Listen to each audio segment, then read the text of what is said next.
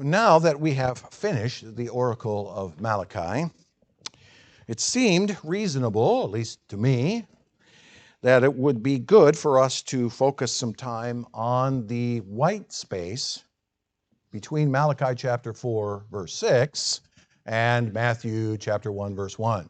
In my Bible, it's literally one page, one blank sheet that has written the New Testament on it. Malachi chapter 4, verses 4 through 6 sets a level of anticipation for the coming of the Messiah, as we pointed out last week, the one who comes in the power of Elijah. And the natural question then becomes, what happened during that 400-year period, that silent 400 years before Jesus came, that set the stage for his arrival? How does this anticipation become real? What happened amongst the remnant of Israel in Jerusalem that would make the coming of Jesus so relevant to us?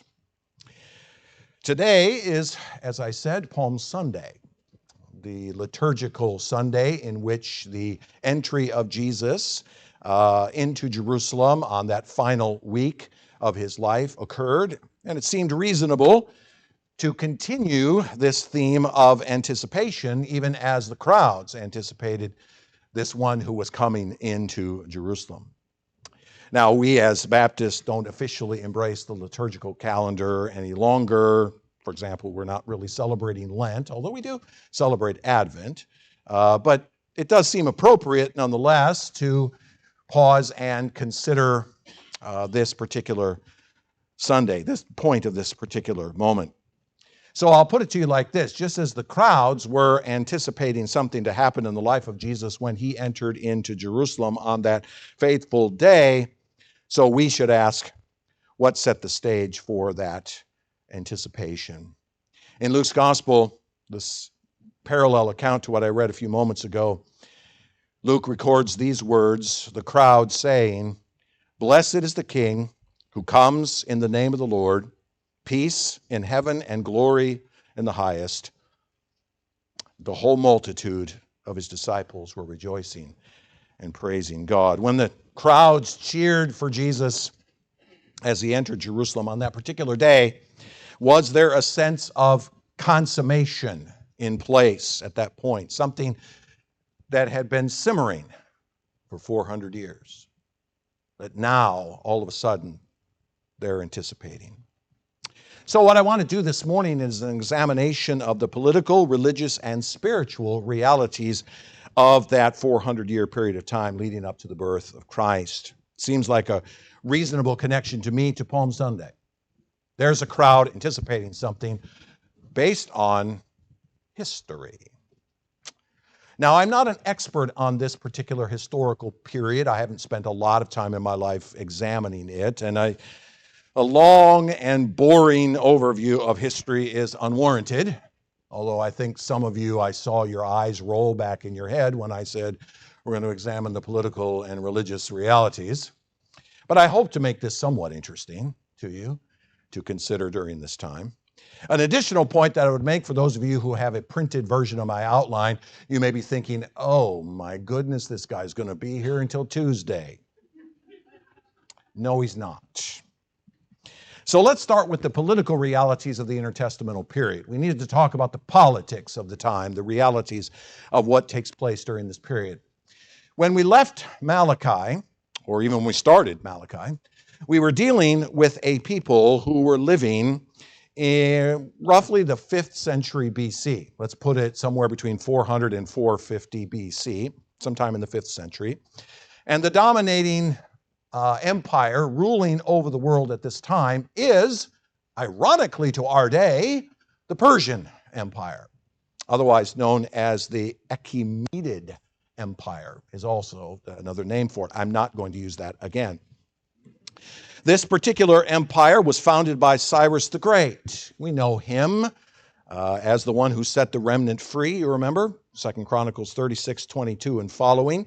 He rules from 538 to 530 BC. He conquered the Babylonians, literally conquering the city of Babylon in October of 539 BC. And he was known for freeing the various exiled people the Babylonians had captured over the course of their run, including the remnant of Israel, as you see in Ezra chapter 1, verse 1 and following. So the people of Malachi's day can trace the fact that they are in Jerusalem to this man, Cyrus the Great, who established the very Persian Empire.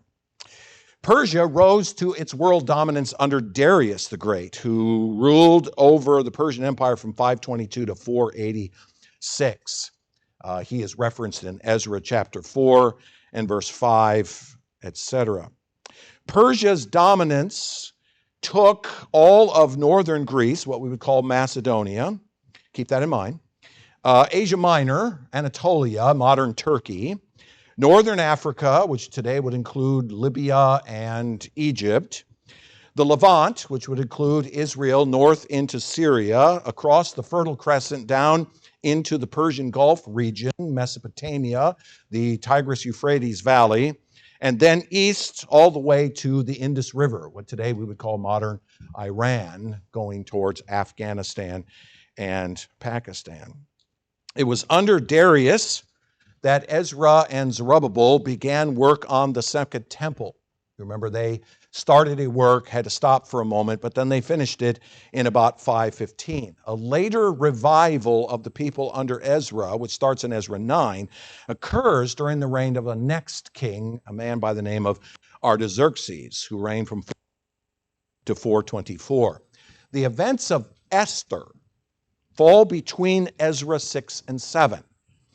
Roughly 565 BC, during an intervening king by the name of Xerxes. So between Darius and Artaxerxes, a man by the name of Xerxes rules over this territory, and the events of the book of Esther take place. The temple in Jerusalem is built by this time. The second temple has been constructed by the time of Esther, but there are still many enemies of the remnant hanging around, which is, of course, the point of the book of Esther. Later, under this same king Artaxerxes, 20 years in, Nehemiah goes to Jerusalem from the exile to build its wall. And you remember he finished it in just 52 days, September the 21st, 444 BC, as recorded in Nehemiah 6:15. The remnant of Israel, this people that Malachi makes reference to, now about 100 years after these events occur, are given much latitude by the Persians to practice their religion freely. In fact, even the rebuilding of the temple was supported by the kings of Persia, as we know in the accounts given by Ezra and Nehemiah, probably as a peacekeeping effort.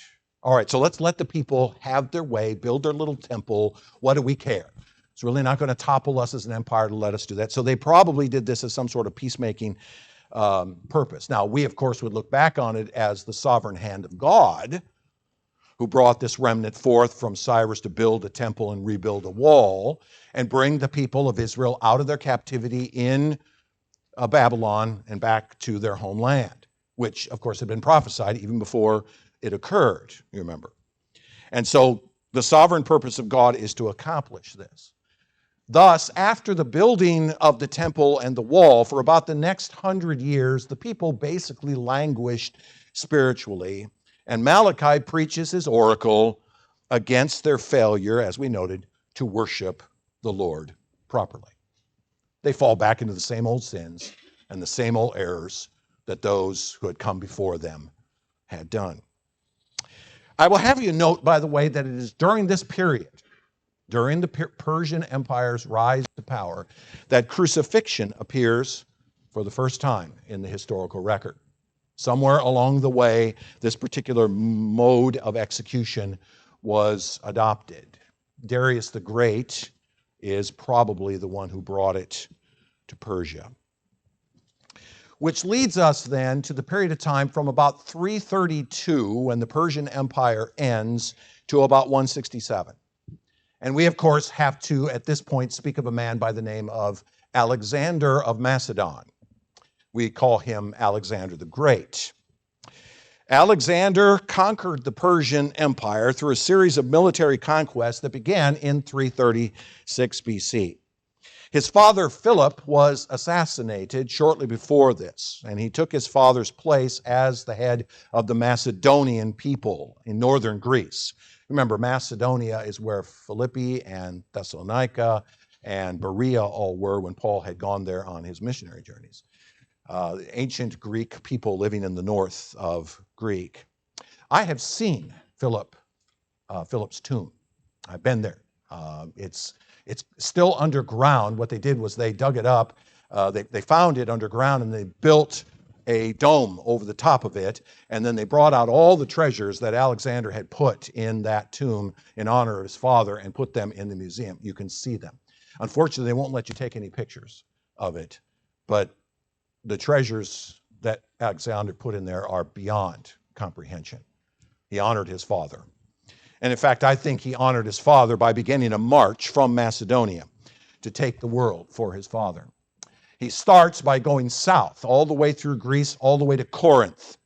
We're going to start a series from 1 Corinthians in a couple of weeks. Alexander marches to Corinth for the purpose of consolidating his power over Greece. Athens, Thessalonica, Corinth, all of the cities in between are now under his authority. In 334, then, he turns his forces east, and he goes overtaking a number of states all the way to the east until he reaches Pakistan at the far eastern side of the Persian Empire in 325.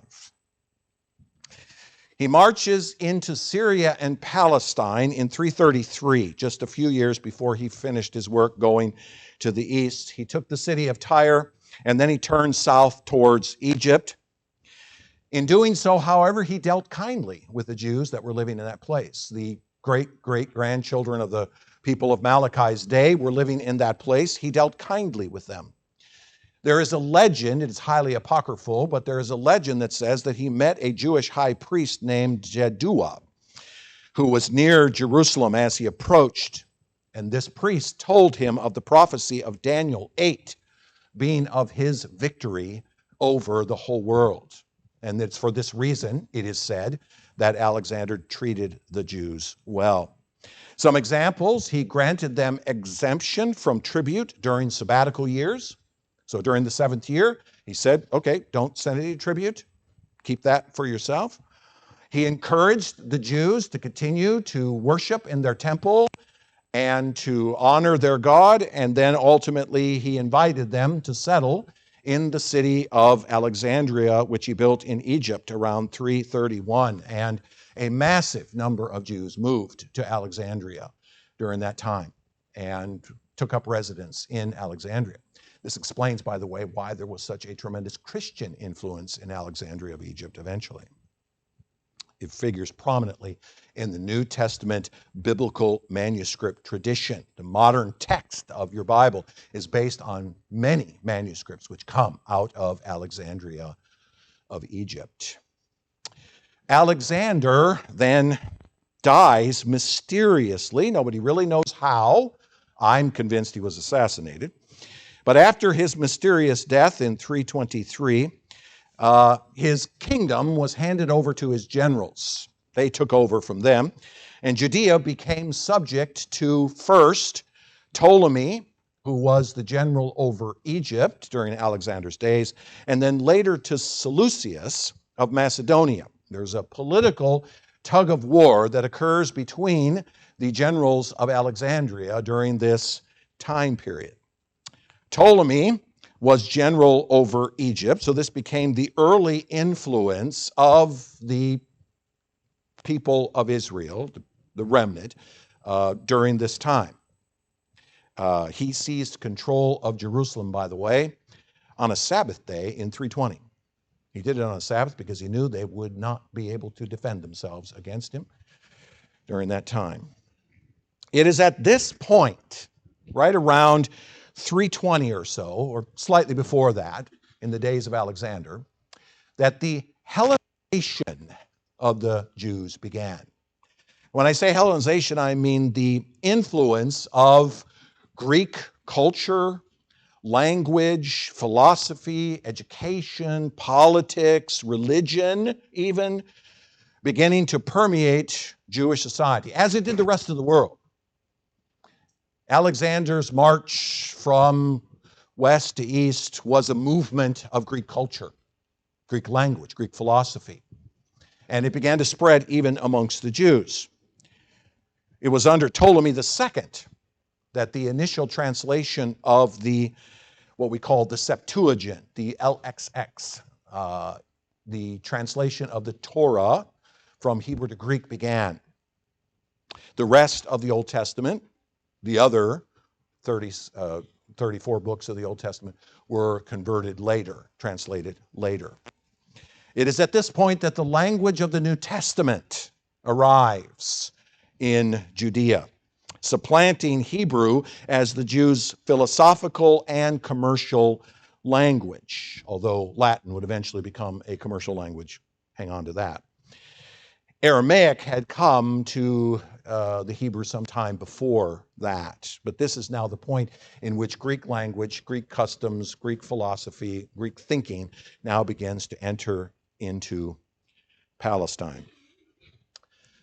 Ptolemy I and the generals that followed him were eventually supplanted by Seleucus I in 312 BC. He began expanding his power by establishing himself in Babylon. Remember, Babylon was in fact the home of Alexander the Great. He settled himself there. He was killed, in my opinion, there in Babylon. He died there. And this Seleucus I eventually expanded his power to create what became known as the Seleucid Empire, covering most of what was that ancient Persian empire that I spoke of some time ago. So now here we are in the early part of the 4th century, about 312, and he begins expanding his power. He supplants Ptolemy. In 198 BC, now this is almost 100 years, or more than 100 years later, Antiochus III of Syria wrests Syria and Palestine from Egyptian control, establishing himself over what was the Seleucid Empire, the ruins of the Seleucid Empire. So here's what takes place.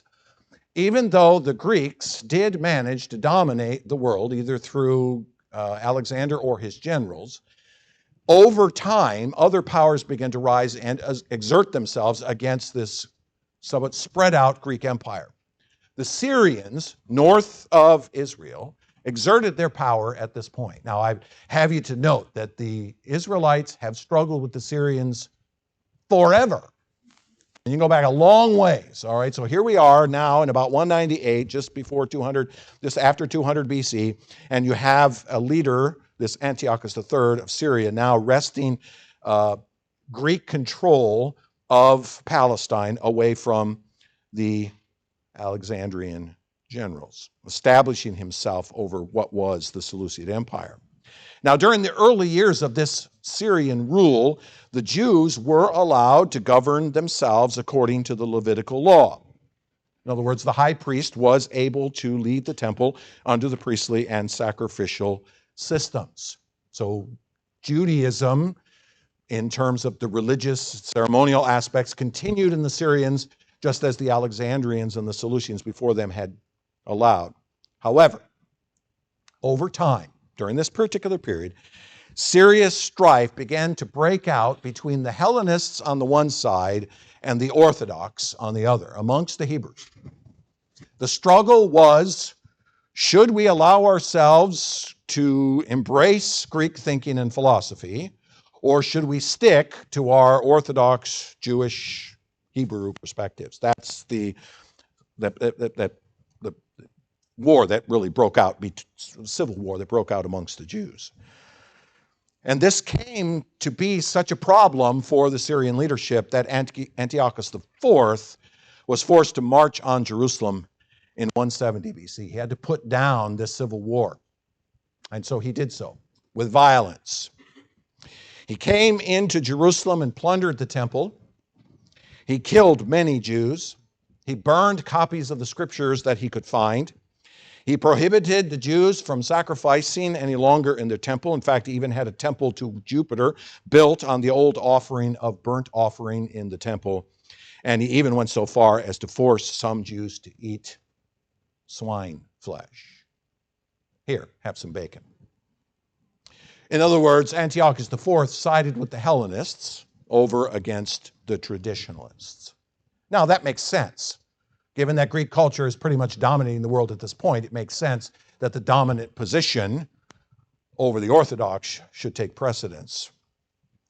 It is into this reality that a man by the name of Mattathias, he's a rural Jewish priest at the time, and when some ambassadors come from Antiochus's court to Palestine, he refuses to offer sacrifice to the Greek gods. And when a young Hellenistic man, priest, near to Mattathias, offers to do so instead, Mattathias kills him. This is a problem. He and his 5 sons then flee into the Judean wilderness. But they don't just go away and hide. They began a many-year guerrilla warfare campaign against the Hellenists in Jerusalem and the leadership in Syria. One of Mattathias' sons, a man by the name of Judas, who was surnamed the Maccabee, took the reins of this effort from his father after he died and managed to wrest possession of Jerusalem away from Syrian control in 164 BC. Jonathan Maccabee, another son, was established as high priest, and the temple itself was ritualistically cleansed. Jonathan and Judas went in, cleaned out all the Hellenistic accoutrements that had been put in the temple, including the altar to Jupiter, and they ritualistically and ceremonially brought the temple back to its traditional perspective. Hanukkah celebrates that rededication. That's what's going on in Hanukkah. According to rabbinic tradition, and I don't know if this is apocryphal or not, but according to rabbinical tradition, those who were cleansing the temple could only find one small jug of uncontaminated menorah oil anywhere in the temple. It would technically have lasted for 1 day. It lasted for 8. Thus, the 8 days of Hanukkah and the menorah that they light on that particular festival. The apocryphal books of 1st and 2nd Maccabees that you'll find in older King James versions of the Bible, ironically, that have the Apocrypha in it, these 2 books describe this revolt as a struggle between Judaism on one side and Hellenism on the other side, the words of the writer himself. In fact, the word Hellenism is invented by the guy that wrote 1st and 2nd Maccabees.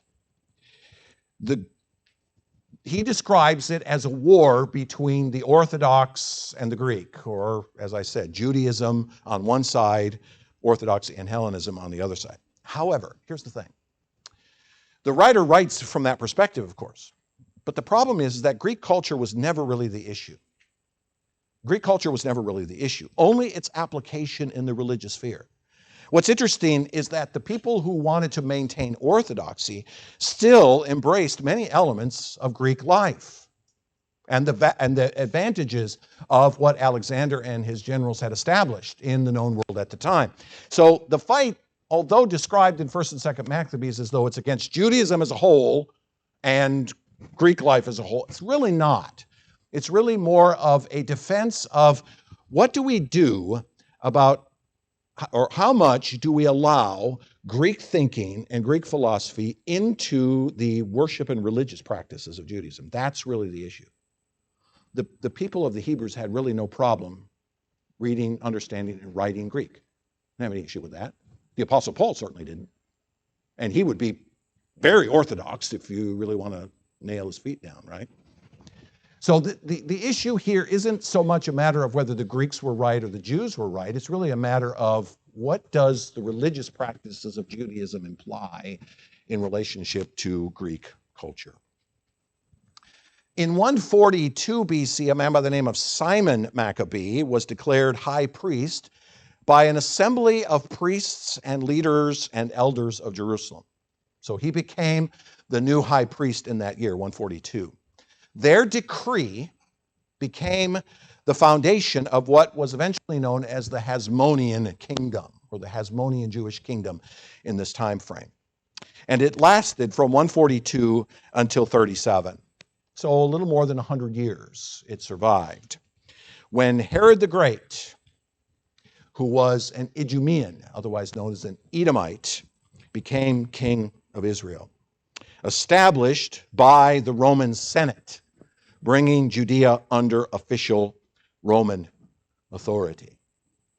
So you see, this period of what started with Alexander and flowed to Rome as basically Greek dominance over the world, had this little pocket of Jews in Jerusalem that had to deal with the factions and realities of the political world around it, which leads, of course, to the rise of the Roman Empire.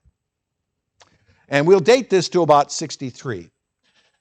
By 100 BC, about 100 years before Christ, Rome had established itself as the leading power over Italy and the areas immediately around the Mediterranean. So if you just kind of drew a fat line around the Mediterranean, that's where the Roman Empire found itself initially. Over the next 200 years, from about 100 AD to about 100 BC to about 117 AD, the Romans would expand their reach to the entire known world, pushing as far west as Spain, Europe, England, all the way through everything that I mentioned earlier in the Persian Empire, and even south deep into Africa and south into what we call the Arabian territories and all the way to the east, almost to China, for all practical purposes. The empire itself was consolidated into an actual empire by the victory of Octavian over Mark Antony and Cleopatra at Actium in 31 BC.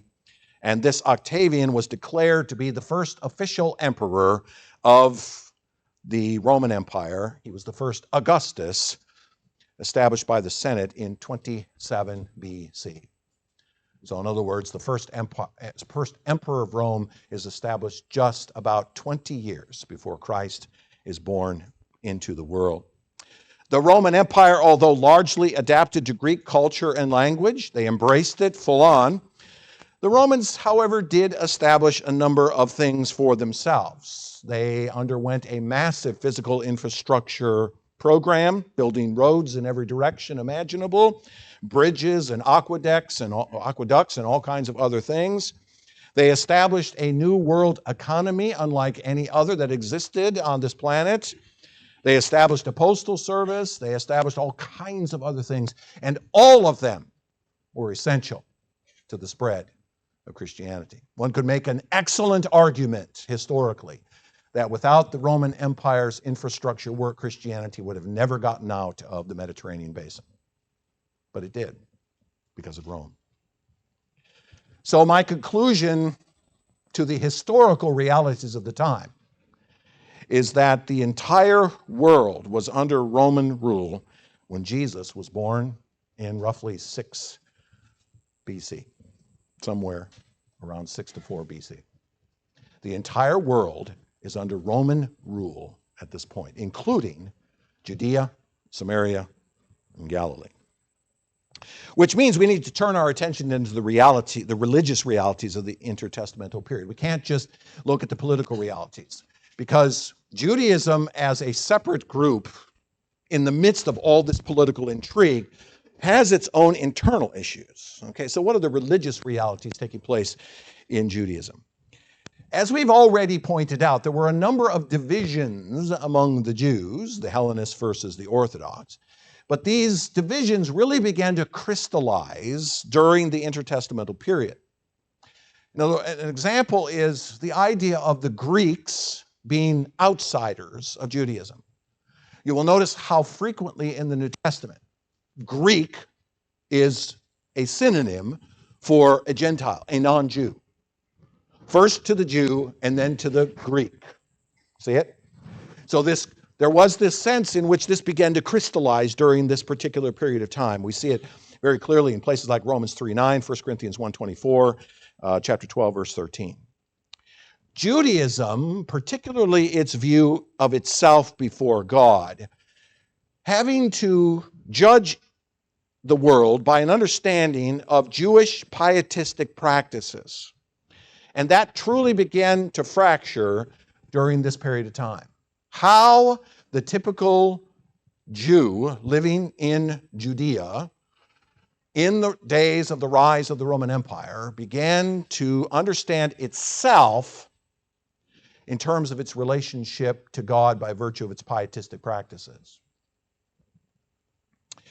It can be judged, if you will, by the various sects, S-E-C-T-S, sects, that grew up during this time. So now focusing in on the Jews in Palestine, first century BC, here's what we see. First, we have the group called the Pharisees. The Pharisees were the spiritual descendants of the pious Jews who stood against the Hellenists. They were the Orthodox, if you will. The word Pharisee, in fact, means separatist. The word itself means separatists. They were the nonconformists of the day. They were the John Bunyans of the first century. We will not conform to the establishment. We will not conform ourselves to the establishment. We would call them the conservatives. They're trying to conserve something. They were strictly adherent to the law and the additional regulations, of course, that they believed belong to the law as well, but they were strictly adherent to the law. And the Pharisees promoted loyalty and traditionalism, even when that became arduous or legalistic. So they would frame their fundamentalism as a strict adherence to the traditions that have been established for us as pious Jews. That's how they would see it. Now, have you note something? In the New Testament, there's another group called the scribes, who are often associated with the Pharisees. In fact, if you go look in your Bible in the gospel accounts, you will often see, and the Pharisees and the scribes, and the Pharisees and the scribes, they're often written together. The scribes are often associated with them, although they are not a specific sect themselves. They were the professional copyists of the day. They were the ones who would write and make copies of the law. Now, they were in league with the Pharisees, as I pointed out. And they were in league with the Pharisees because it was the Pharisees who expected that law to be clearly written and maintained. So the scribes fit well with this group. Here's a group of people who say, we're going to keep this law. We're going to make sure that we follow the traditions of the ancient Israel. And these men are going to help us do that by writing it down very clearly. I would argue, it is my opinion, worthless as it is, but it is my opinion that Jesus was much harder on the Pharisees than the rest of the sects we're going to mention. And I think the reason is because they had the audacity to claim that they were the ones retaining the law, but they missed most of the point of it, which he rightly points out to them. You could say that Jesus very much appreciated the Pharisees in terms of their wanting to hold fast to that which God had given to the people. But the problem is they squeezed it so hard that all the value leaked out of it. And he was very hard on them for the reason.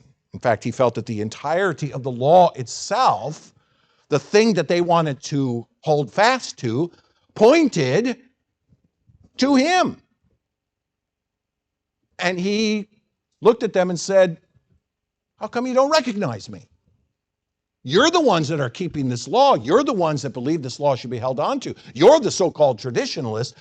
How come you don't recognize the very object of this law when he comes? In Luke chapter 5 and verse 21, it says, and the scribes and the Pharisees began to question, that is after Jesus forgave the sins of the paralytic, saying, who is this who speaks blasphemies? Who can forgive sins but God alone? The question itself belies the fact that they have missed him entirely. Behind the Pharisees is a group known as the Sadducees. Now, these are the political descendants of the Hellenistic Jews. Okay, so the Pharisees were the religious descendants of the conservatives in that great battle, that great civil war between the Hellenists and the Orthodox. The Pharisees were the ones that held on that side, but the Sadducees were the ones who took the political route towards the Hellenists. They downplayed and or denied orthodoxy itself. The word Sadducee, we think, we're not really sure, but we think it comes from the name of a man by the name of Zadok in 1 Kings 2:35, who was the high priest under Solomon. The high priest under Solomon who was concerned with what? Solomon's temple. So the Sadducees, we think, have the name coming from him. They are the extremely progressive ones. So while the Pharisees are the conservatives, the Sadducees were the progressives. They were extremely suspicious in their view of Judaism. They denied the idea of resurrection and elements of the supernatural. They didn't believe in angelic beings, for example, and they cared little for practices of the law. In reality, they were heavily focused on the political stability of Jerusalem, particularly at the temple. Even getting in league with the Romans to maintain their positions. The idea of the Sadducees was, let's appease Rome, ruling over us now, in order to make sure that we can continue to make our fortunes at the temple. Now, like the scribes with the Pharisees, there's a group associated with the Sadducees, and that's what we call the chief priests. Again, you will often see them associated with the Sadducees in the gospel accounts. They are associated with the Sadducees as a part of the temple support. And they are the ones who are the most offended by Jesus treating the temple as his own. They hated that. They hated that. In fact, if you will notice carefully in the gospel accounts, it is the chief priests who are the primary instigators of Jesus' crucifixion.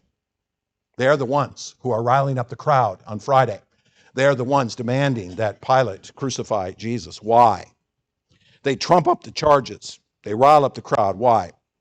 Because they are literally terrified of Jesus leading people away from the temple to himself. They're terrified of that. Why? Because that was their support. That was their reality. That was their money. That's how they survived. And so we often blame the Pharisees for the crucifixion of Jesus, but it's really the chief priests and the Sadducees who were ultimately responsible for it. After the Pharisees and the Sadducees, there's a couple of other smaller groups that I want you to take note of. The first is called the Essenes, and this is a sect of true separatists. All right, so while the Pharisees believed in separation from a traditional perspective, they weren't willing to walk away from life in Jerusalem. But the Essenes were.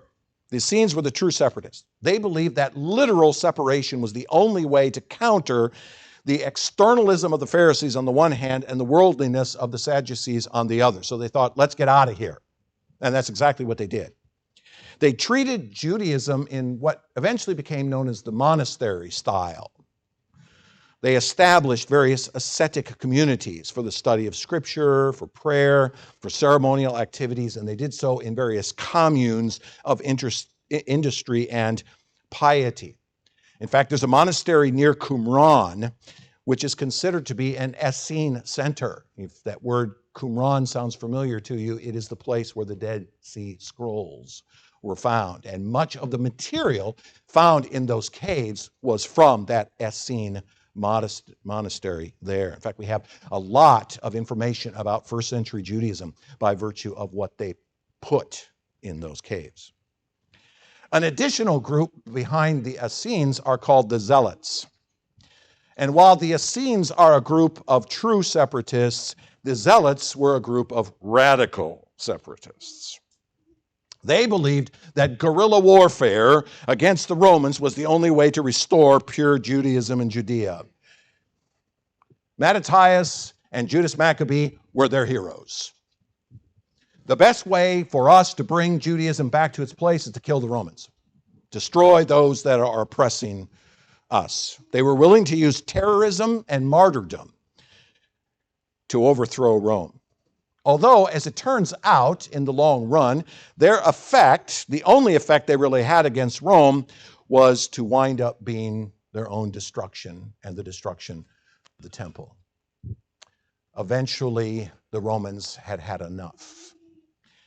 And they swept in 70 AD and destroyed the temple and scattered the Jews. Ironically, and I think purposely, Jesus called at least one zealot to be his disciple, a man by the name of Simon. I'm convinced that there were a few other zealots in the group. It's possible that Judas Iscariot was also a closet separatist, more wanting money than anything else, but nonetheless. Now, here's what I want you to notice in all of that. The world of the Jews, at the point that Jesus entered the world, is in utter disarray. At the point that Jesus enters into the world, the Jewish leadership is in utter disarray. There is no true leadership over Israel at this point. The Pharisees and the Sadducees are constantly at heads with one another. The scribes and the chief priests are constantly at odds with one another. And the Essenes are running and the Zealots are throwing bombs. It's a mess. It is a massive mess at this point, which leads to the spiritual realities of the intertestamental period. I call these Jews last century Jews. We often think of first century Jews, okay? We could call them first century Jews, but I want to call them last century Jews. The last century of the Old Testament, the last century before the coming of the Christ. Last century Jews, as we have noted, were deeply oppressed by several rounds of political intrigue. They never had a nation of their own. They never had a king of their own until Herod was installed by Rome as a king, but he was only a puppet to Rome. They were under the heel of the Persians and the Greeks and the Seleucids and so on during this entire period of time. And they held a very tenuous grip on their ethnic heritage. The Samaritans north of them are proof of this. This half-breed group of Jews that the Assyrians had repopulated that territory with demonstrated that they had no idea what their national identity was. These Samaritans were considered half-breeds and hated by Orthodox Jews. This is the world into which Jesus was born. In fact, one example of this, which I could spend another hour with, I'm not going to, is the relationship of the Jews to Pontius Pilate, a man who tried to establish himself not just as the governor of Judea, but as the religious leader of Judea. Establishing and putting his own shields in the temple caused massive backlash when he first came to town. I'm convinced that that's the reason why he caves to the chief priests, because he doesn't want to stir up trouble. He's already been in trouble with the emperor. He doesn't want to do it again. So he allows for Jesus to be crucified to shut them Jews up. That's what he does. Last century Jews were also deeply affected by a massive cultural swing that has taken place during this period of time. You and I don't really realize just exactly how much that swing was, because we take for granted much of what remains of Greek culture, philosophy, religion, etc. Our society was built on the ruins of the Greek Republican political system, for example. In that day, it is a massive cultural shift that takes place. Greek philosophy, for example, from Plato and Aristotle, along with language and spirituality, infected even their own religious heritage. When you read the writings of the first century Jews, the effects of Platonism and Aristotelian thinking on the interpretation of the Old Testament is unmistakable. How to understand things like types and forms and realities deeply affected Jewish thinking during this period of time. Last century Jews were also deeply divided as to how to interpret and apply their ethnic, cultural, and religious heritage. As I pointed out in the various sects above, they all interpreted God in a very different way. They all understood God and his purposes in extraordinarily different ways. For example, how do we understand the concept of Messiah? It is, as you probably know by this time, the general consensus amongst the traditionalists in Judaism that this Messiah would come as a religious rescuer, whereas the political would see him more as a political messenger. For example, on that Palm Sunday, although Brian and I agree it's probably a Monday that it actually occurred, but let's call it Palm Sunday. On that particular day, what exactly were the crowds expecting when Jesus came to town? Now that he's had 3 years of public ministry, more than 3 years of public ministry, where he has done all kinds of interesting things and said all kinds of interesting things, and they see him as someone quite different from all the other prophets that have come to Israel, what were they expecting on that particular morning as they cast their palms on the ground and said, "Hosanna to the one who comes in the name of the Lord"? I would suggest to you that their thinking, depending on which side of this divide that they were on, was very different. Which may explain, by the way, why only just a few days later another crowd is so quick to have him crucified.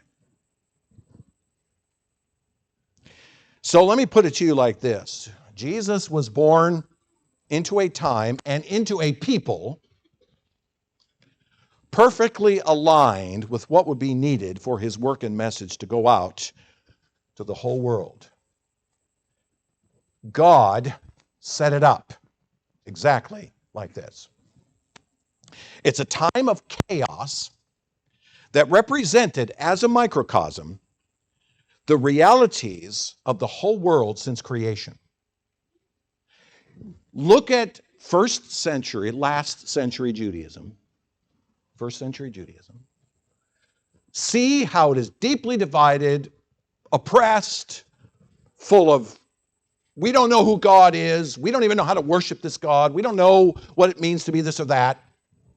The political world is in shambles. Jesus comes into a world in which the realities of that little nation right there represents the entirety of human history up to that point.